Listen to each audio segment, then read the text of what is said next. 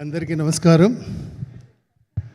కోమటిరెడ్డి వెంకటరెడ్డి గారికి, శ్రీధర్ బాబు గారికి, బి గోపాల్ గారికి, కోదండరామరెడ్డి గారికి అండ్ సుబలేఖ సుధాకర్ గారికి నా ధన్యవాదాలు.